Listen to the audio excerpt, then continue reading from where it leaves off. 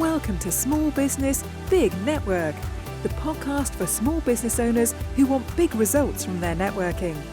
I'm Liz Drury, a freelance voiceover artist who knows that if you're not working, then networking could help. Phil Tyreman is a personal trainer who describes himself as being the most controversial trainer on the internet. Phil says that the best way to generate high-quality leads for his business is through networking. Thank you very much for being my guest on the podcast today, Phil. Thank you. Now, you're a personal trainer with a difference, which we'll talk about in a minute, but I'd like to dig into your background a bit first. Have you always worked in the health and fitness space? Well, no, believe it or not, my very first job was as a paramedic. I worked for the NHS ambulance service Mm. for I did 2 years as an undergraduate, and then I think I worked for the NHS ambulance service for a few years after that. Then I left and decided that I wanted to retrain as a personal trainer. And there were two specifically, failed attempts at starting a personal training business because what a lot of people don't appreciate, particularly people who come from the public sector Mm. into having their own business, is that you don't actually learn how to sell, Mm. which is kind of a fundamental skill if you're going to have your own thing. So yeah, that's why those first two forays didn't end up working out so well. Yeah. So then I had worked a couple of sales jobs, then found myself in marketing for about 18 months, 2 years. And finally decided to bite the bullet last year and actually do this PT business that I've always wanted. Yeah. And here we are today. And so what is it that draws you particularly to working as a personal trainer? Why did you want to do that? Well, I used to be extraordinarily overweight, Mm. Liz. I are very, very big. I think I must have been knocking on the door of 18 or 20 stone when I Wow. was 18 years old. Yeah, Yeah. yeah, yeah, yeah. So I got into lifting weights. I actually went to a gym down in Gosport called the Don Styler Physical Training Centre. It's one of the oldest gyms in the country, Mm. insofar as I know. Old Don said it was. Whether or not he told me the truth is neither here nor there. It's still open today, actually. And I got in with some older guys that have been lifting weights every Monday, Wednesday, and Friday there since the late 1960s. They Yeah. kind of taught me all about weightlifting and things. I lost a lot of weight very quickly. I say I went down from that kind of 18, 20 stone mark. I know 2 stones quite a big, big variance there, but anyway, I dropped down to about just under 12 stone in 6 or 7 months, Wow. just through lifting weights and monitoring my diet. Yeah. And from then I've just trained always. I've always trained, and they always say, make your passion your living, don't they? Hmm. So that's kind of always been a goal for me. I've got waylaid going into the ambulance service and things like that, but Yeah. afterwards, yeah, it was always something I wanted to do once I had the funds and knowledge to do it. Yeah. Yeah. So who are your audience? Who is it that you train? Who do I train? Well, I specifically work with men over the age of 30 and typically under the age of 60 Hmm. who find themselves trapped in this horrible cycle. So what happens is they take the training very seriously, right? Hmm. But they go all in on a program and then something happens with life. Yeah. They fall off the wagon, they lose all their results. And they go round and round and round and round in this cycle. And when you're in your 20s, a young man, you get away with this. Yeah. The body rebounds quite nicely. But as you get older, sort of the injuries start to rack up, the metabolism starts to slow down. Every time they fall off the wagon, they end up in a slightly worse position than when they started, if that makes Mm. sense. Mm. And my business is in equipping people with the tactics and strategies they need to actually break this cycle once and for all. Yeah. And so what is it that they're looking to change generally? Look, as I say, what they want ultimately is to make the hard work that they put in, the hours that they put into training and trying to eat right, what they actually want is to get sustainable results from that, reliable, predictable, sustainable results. That's what they want. And they've tried lots of things in the past that haven't worked out. So, Mm. maybe they've tried reverse engineering approaches to fitness and training from books or from watching YouTube videos or things like that. A lot of them have actually worked with PTs in the gym or online coaches in the past, Hmm. and they've gotten decent results with that approach. But the moment they stop working with the coach, again they lose the results because the coach unfortunately doesn't equip them with the knowledge to actually facilitate real behavior change. Actually, Hmm. the reasons why they keep falling off the wagon don't get addressed, Yeah. because unfortunately a training program will do what it says on the tin if you follow it properly and it's been written by a competent professional. But unless you're actually addressing those root cause reasons why you're falling off the wagon, then you will, as soon as one of those reasons comes up, once you stop working with a personal trainer, you will end up again into that cycle that I mentioned a moment Yeah. ago. Yeah. So how do you help your clients, and what is it that you do that's different to what other PTs are perhaps doing? Well, what I do is actually, again, insofar as I know, I'm happy to be corrected. People are welcome to email me if I'm wrong here, but I think I'm the only PT in the UK that delivers their information by way of a printed, old-fashioned printed Mhm. newsletter. So what we do is, my process is very simple. I have a free book that I give away to people who are kind enough to opt into my email list, Mhm. my email daily with kind of hints and tips and things like that. That basically explains my philosophy in a large and fairly detailed nutshell. And then from there, I'll invite people who feel it's right for them to subscribe to my, as I say, my printed newsletter, the Phil Tyman Mm. letter. And with that, they get access to me. I call it email support, which is a bit of a rubbish name for it, really. But basically, they get unfettered access to me over email for help and advice with the things that they're struggling with, help them apply the information that I'm teaching them every month in the newsletter. And then after that, if they really want to, they're welcome to ask to work with me one to one. But I'm quite selective about who I'll work with, mainly because it's very expensive and it would really pain me if someone invested all that money and didn't get any results. Mm. I would rather have no private clients than private clients that weren't getting results. Yeah. And actually, to be fair, for most people, the sort of people I like to work with, they're self-starters. So the newsletter with all the information in it, workout ideas, different approaches to tackling various lifestyle issues is normally enough for them to apply a bit of apply a bit of critical thinking Mhm. and make it work for them. Does that make sense? Yeah. Now, I'm intrigued by the newsletters. Why did you decide to do one that's in an actual printed format where you have to physically post it out to people? Well, everyone has apps these days, don't they? Hmm. And everything's digital. And I don't read ebooks, for example. I own a Kindle, but I refuse to use it on point of principle. I like real books printed on real paper, and there's good evidence behind that. When you Mm. actually the people's recall of information when it's printed is much higher. The other thing, integrity in business is really important to me. Really, really important to me. And with subscription services like apps, it's really, really easy to forget that you're subscribed, and then you can Yeah. you can build a big base of clients who just forget that they're in your newsletter group Yeah. or your app or your continuity group. And they forget, and they get billed month after month because the fees are normally low enough that you don't really notice. Yeah. And then a year goes by and they've not made use of any of the information that they've paid for. That's something I really want to avoid because ultimately my client success is my success. So with a printed Mm. newsletter, unless you're some sort of hoarder who doesn't pick things up off the doormat, you can't ignore it. You cannot forget that you're subscribed Yeah. because every month you're getting a white envelope, hand addressed white envelope through the door, or potentially a little cardboard box if I've included some bonuses that won't fit in an envelope. Yeah. Every month that smacks on the doormat in generally the third week of the month. Yeah. That will arrive. So yeah, so it's a tool to facilitate proper engagement with the material. Yeah.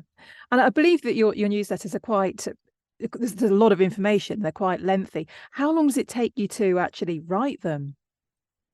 It's on the subject. So I mean, I'm a writer. I write every day, probably Mm. anywhere between 2,000 to 4,000 words of material on training for my blog, for my daily emails, that sort of stuff, every day.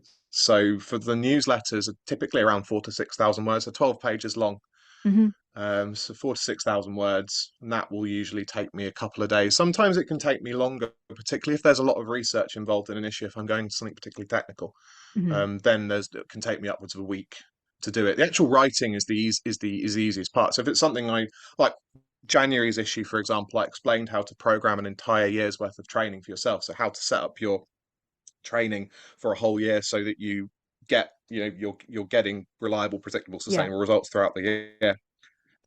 That's something I know, back to front, sideways, round and round in a circle. It's something I've taught lots before. So that newsletter, I think, took me about 8 hours. I just sat Yeah. down at 9 and I finished it by 5. Yeah. But if I was going to go into something like, I don't know, the biomechanics of the barbell squat, where there's lots of underpinning biology and things, then I would, obviously that would take me a lot longer. Yeah. Now, tell me a bit more about your book. You already mentioned it, but there's two versions, aren't there? There's an e-version and a physical version. And how do people get hold of those, and what's in it? Oh, you've looked at my information page, haven't you? I Oh, might have thank done you. some research. I'm genuinely flattered. You can tell from the tone of my voice, like I'm flattered. No, sometimes you go on and you do these and people haven't looked. It means a lot. Thank you. No, so the digital version comes with the subscription to the daily emails. It's not a lead magnet or anything crass like that. I Mm. actually have it. I actually downplay it in the copy. If you look carefully, it says daily emails, and you'll also get the book, not Mhm. the book. And oh, by the way, I'm going to bombard you with emails every day, which is Yeah. what most people will do. And the reason I give the book away for free is so that people can um, essentially get a read on how I do what I do and whether or not they like what I have to say. Yeah. As I say, the digital copy is completely free. When you subscribe to the daily emails, but don't subscribe to the daily emails just to get the book. I mean, you can because you just unsubscribe with one click, can't you? Mhm. But the information that I send out in the daily emails is actually very important to get the most out of the information in the book, Yeah. if that makes sense. So that's how you get the digital copy. The physical copy comes when you subscribe to the Phil Tyreman letter. It's sent out immediately, as in the next day by special delivery. And that, again, it's what we talked about earlier. It's about solidifying and ensuring the information is acted upon and retained. Which, I don't know about you, but I download ebooks all the time. Like Yeah. not on a Kindle because, as I say, I won't use it Yeah. at point of principle. But certainly on, you go on Facebook, you see an ad for something, don't you? And you download the little guide, Mhm. and I often don't read them properly. And if I don't read them at all, and if I read them, I don't read them properly. And I know that's people's experience with my book. I know Yeah. that's people's experience with my book, based on the things that people email me when they're on my list. And I'll Yeah. say, well, have you read that? That's in the book on this page, Yeah. which you would know if you'd read it. But yeah, so yeah, that's how they get that. And the physical copy comes when they subscribe to the full time letter as kind of a welcome bonus. Yeah. Now, on your on the internet, you describe yourself as being the most controversial trainer on the internet. What is it that makes you controversial? See, Liz, my thing is about personal responsibility. As you say, I've got quite a hands-off approach. I send out a newsletter and email support, and I'll go above and beyond with some of the responses I'll send to people by email. Honestly, they're probably worthy of a book in and of themselves. Thank for them. But it's my thing is personal responsibility. And that's neatly summarized in something that was explained to me as called the blame equation, which you have events that you do not control. So these are Mhm. things which happen in your life or whatever that are outside of your control. Your choices in response to those events, which you do control. And together they give you your consequences. So I'm a big believer in the power of the individual to take, if they recognize they've got a problem in their life, they acknowledge the severity of that problem, they have the power to actually change that if they Mm. so choose. I'm not going to sit here and pretend it's simple or easy. It's often not. It's Yeah. very difficult, very challenging. But I will. It's a hill I will die on that it's possible. Now, this is a particularly controversial take in my industry, which may surprise you to hear.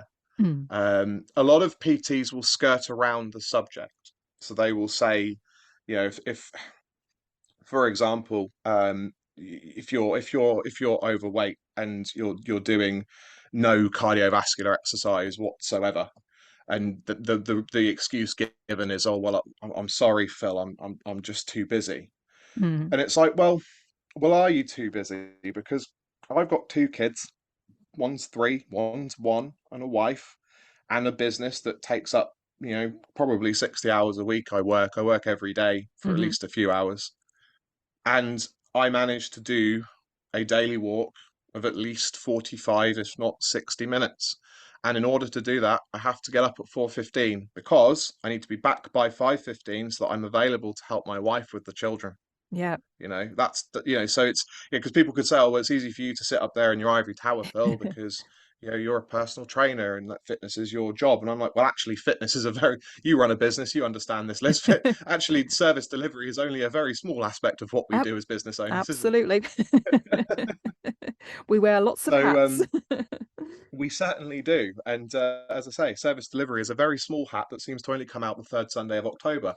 Um, so um, so yeah, that's kind of my counter to that would be, well, you're going to have to take responsibility for that. So you've got an event, which is you're very, very busy. You have a particularly demanding job, perhaps you work shifts, something like that. Well, your choice in response to that event is either to make the time to go for a walk or don't. Yep. And your choice will determine your consequences. As I say, that does make some people apoplectic with rage, least of all my competitors who think I'm mean. They think I'm Let's very mean. let's come to the There's a personal trainer I know who stopped talking to me. oh, really. Yeah, he stopped talking to me because I just pointed out that it's kind of there's a bit of a tangent, but I think it's an important one. Um, Personal training, certainly in-person personal training, the average price is about £35 per hour. Yeah. It's that adds up quickly if you're going once a Yeah. week, for example, right?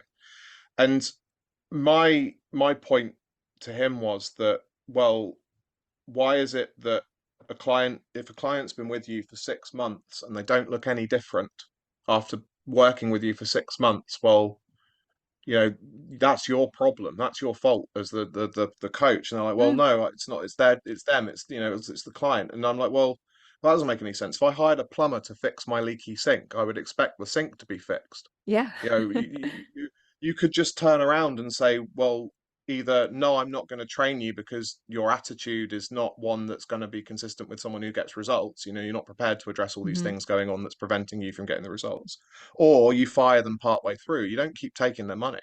Yeah. That's another controversial take. You don't just keep, Yeah. coaching is the only industry where you pay someone a lot of money on the promise of a specific outcome, only for them to turn around and blame you when it doesn't happen. Mm, Doesn't make any sense to me. mm. Yeah, absolutely. I Yeah. don't know what you think about that, I but can see where you're coming from. Yeah. So let's have a chat about the networking now. Now I know that you've tried things like Facebook ads to try and build your following. How did that go for you? well, so Facebook, as you said, I said I worked in marketing for a couple of years. I know my way around advertising. What I find with Facebook ads is that I'm able to generate interest. People come onto my list, which is obviously the main way I sell my stuff. That's Hmm. why we've been talking about it. Um, that's not difficult. It's not difficult to build a nice big list from Facebook ads. But the problem is that people aren't pre-sold on you. So when they come onto your list, you get a big list very cheaply. You can get email addresses for anywhere from 80p to £1.20 if you know what you're doing. Hmm. But those people don't really know much about who you are. So once they enter into your marketing process, they very rarely convert. Yeah. The actual chances of them becoming a client are quite low. Far lower than I would like them to be if I'm going to spend all this money to send them emails Mm, and indeed attract them onto my list in the first place. There are ways you can get around that with social media. Certain platforms like LinkedIn, particularly, is very good on the whole kind of because it's kind of a virtual network, isn't it? mm, Really, and it yeah. is kind of networking in the way Yeah. that it works. But I've not found a better way of doing it than actually going out and meeting people in the wild, you know, face to face, Yeah. shake their hand, that sort of side of networking. That's it. I believe, and I am thoroughly convinced that it is the best way to generate high quality inquiries into your business if you do it right. Yeah. Because before I was very reticent to network in person because my experience had been going to an event to have someone, thrust their business card into my hand without my Mm, consent. yep. And it was all very strange. And then there was another group that I was invited to where you had to pitch a certain amount of business per quarter or something like that, otherwise they Right. kick you out. Yeah. It was all a bit strange and a bit culty. I didn't like Yeah. it. Yeah. But if you do the research and you find the right network, oh, it's amazing, isn't it, Liz? Yeah. So tell me about the networks that are working for you. What kind of events do you like So to go to? I'm part of a. So I tried. Me and well, me and my wife, who works in the business with me, she makes sure I do everything properly and attend appointments and things like that. She and I were tried going to just going to kind of open events, that sort of thing, for a bit, Yeah. and I mean that was better than Facebook advertising, for example, but it still Mm. wasn't quite right. So we actually joined Business Over Breakfast Bob Clubs Yep. in York. We're part of the York one of those, if you're familiar with them. Yes. And that we've not been members all that long. I think probably about 3 months now, but it's brilliant.